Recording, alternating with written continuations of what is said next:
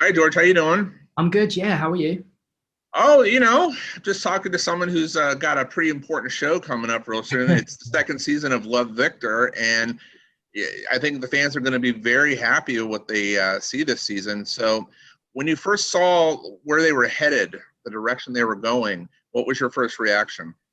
I was really excited. Yeah, because now that we're on Hulu, that's kind of like our adopted platform. I knew that the scripts were going to be a bit more adult, and we were going to get to explore some other things, and kind of take the characters in a realistic direction, really. Um, so I was excited about that to sort of tackle that material as an actor, and get to work with everybody again on bringing that to life. Why do you think it's important to stay as close to realism as possible with this storyline? I think a lot of like particularly for LGBTQ youth, this show speaks to them, right? So I think we have to do our best to depict these characters in a realistic light, so that the more realistic it is, the more it's relatable it's going to be. So I think that's the important part of it, you know. I don't think you have to really worry too much about being realistic. That you guys really go for realism to the 10th Yeah, power. Now, if you were to give a tease to the fans about this season and your character, what would you tell them? I would say that it's a continuation of Victor's journey, and that means that he has to. When we first meet him and Benji again, they're in this summer of love, this kind of honeymoon period, and then coming out of that, Victor is faced with some of the difficult realities of coming out in high school in America. Benji is there by his side, trying to be supportive, and he makes some mistakes on the way as well.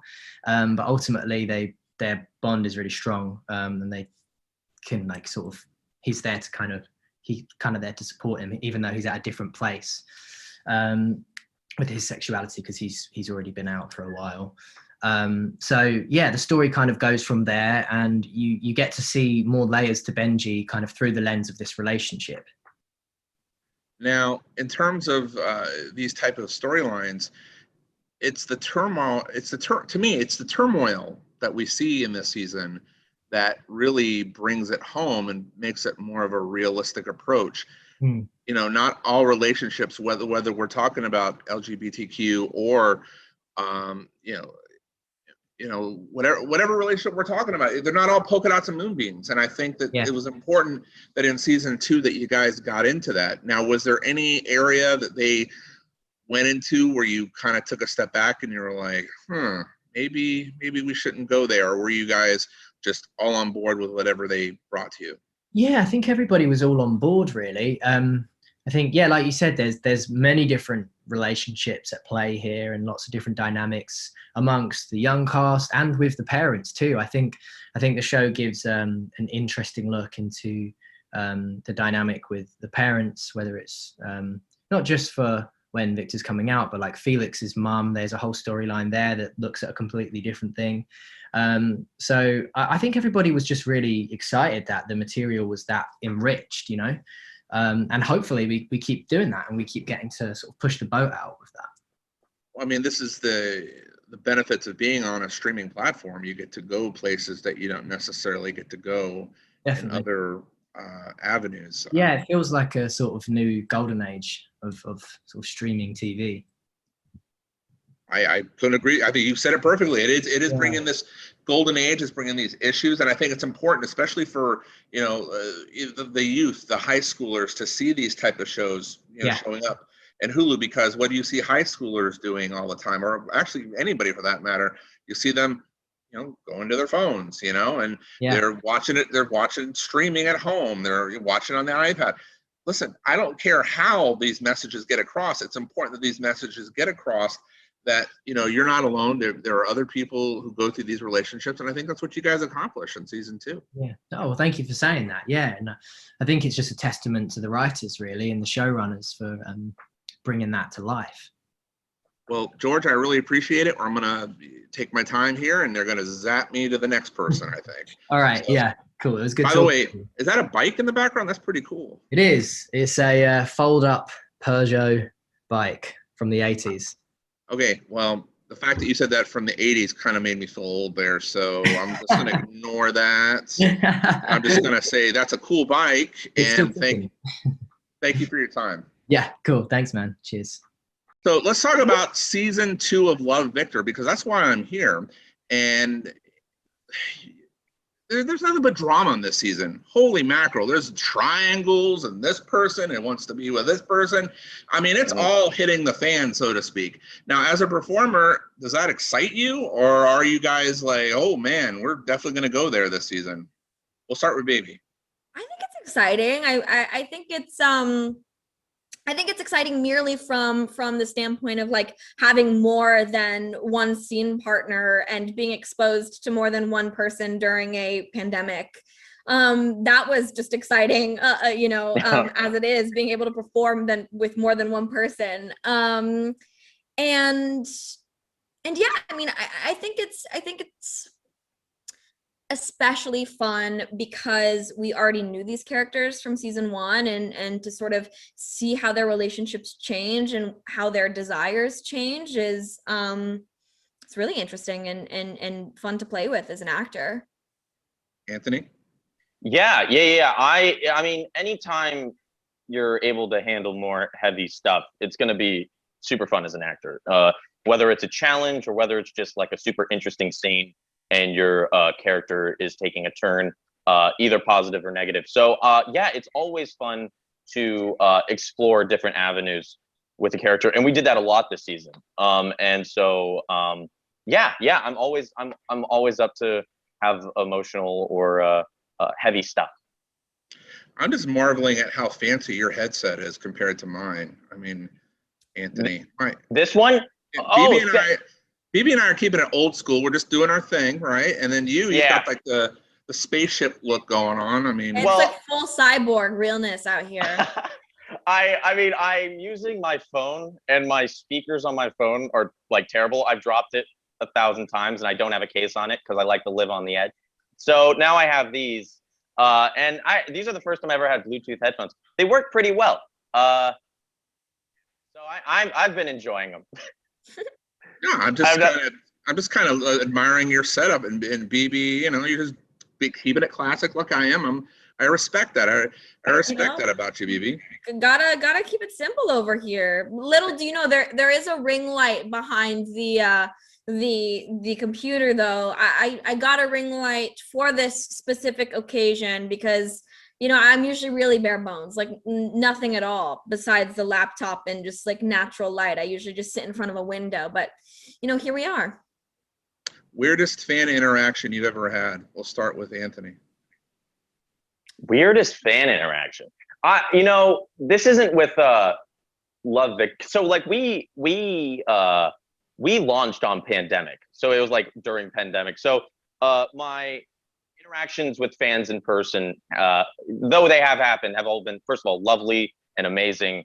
And I haven't had any bad experiences. I will say that I was, when I was on Bold and the Beautiful, and it was like one of my first meetups with fans ever, I was so nervous that one of the fans that I was taking a picture with was saying, "Hey, don't be worried, it's okay." And they were like consoling me as we were taking the picture because I was just so nervous to meet people. So that was an interesting experience. And then like a guy walked in with a sweater and my face was on it. So that was like just a weird day overall. So that's probably like the weirdest. Yeah, like a fan had to console me. Did you lend him the sweater that had your face on it? Or no. It was like a Christmas tree, and each one of the characters had a specific like a ornament, and there was like each ornament had one of our faces. It was very strange, but it was fun. Yeah. It was very creative. But I'm sorry. Go ahead. I'm good. Yeah. Bebe. I mean, I feel like I'm pretty lucky in that I don't think I've ever had any like weird fan interactions. I mean, I think it's always really strange when people you really admire and actors that you're a big fan of tell you that they're a fan of yours. That's bizarre and like totally weird in every way. You know, I mean, huh? Who did that? I mean, I feel like I've had sort of several interactions. I mean, there's a few that are like special, but I feel like maybe are my own little like personal thing. But I did have when I was a kid, I mean, I was like a huge fan of Drake and Josh.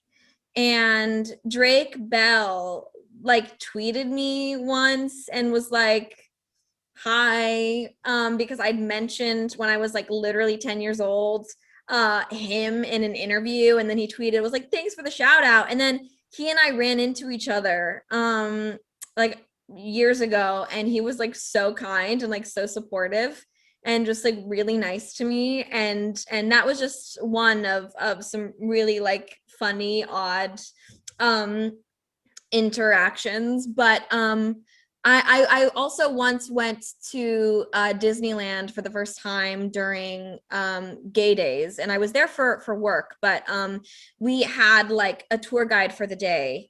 And you know, when you have the tour guide that is provided to you by Disney, you get to like skip the lines. And for one of the rides, you are basically going through the exit rather than the entrance, and the entrance was like right next to the exit somehow. So I was going down this line with no people in it, and then right next to me there was a huge line full of people that were waiting. And as I was going down this line, there was a whole bunch of people like, hi, like, I really like your show. And I was like, I feel like a bitch right now because I'm skipping the line. But I also like really appreciate that. Oh God. Would your Drake experience been a little better if he had been wearing a sweater with your face on it? Absolutely. Mhm. Absolutely. I would agree with that sentiment. Now, in terms of breaking scenes, BB, how often does Anthony break a scene? I mean, not too often. Not too often if Michael isn't there. If Michael is there, they break. They break. They know how to make each other laugh. We're having fun. I mean, but if Michael isn't there, then you're not too bad. Do you agree with that sentiment, Anthony? I probably would. I mean, Michael and me, like, yeah, we just know what makes us laugh. And you know, when you're doing a scene, especially when you're doing something like, and we're supposed to be best friends, and we have that rapport, I think it bleeds into the scene quite well. And so, yeah, but we do break a lot, and it's a lot of fun, and it's a blast. I have this theory that you two also probably pull your fair share of pranks during filming. Michael does. Michael does. Michael does. Michael likes to scare people and like jump out at them at like just random moments, and he does that a lot. All the time. Season 2 was a bit harder to do things because of COVID. We couldn't go anywhere without being escorted by a PA. So it was a little hard to like, you know, go and hide places to scare people unless the PA, we have a great team like Austin, like unless Austin was in on the prank, it was a little hard to pull pranks this season, just because we did have to sort of be chaperoned all the time as to make sure, you know, everyone was wearing PPE and stuff around us. It was an interesting experience.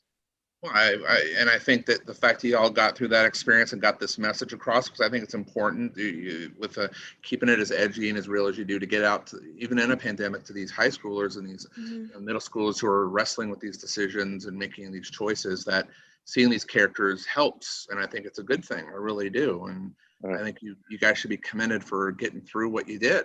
So I thank you. And well, thank you so much. I got that less than subtle box now that says I must go away. So I'm gonna bid you adieu and say thank you for your time. And they're gonna zap me somewhere else, or I'm done. I'm not even sure. They've been zapping me left and right to all these other places. Yeah. Well, thank you so much. Have fun. Yeah, it was great meeting you. Great meeting you too, guys.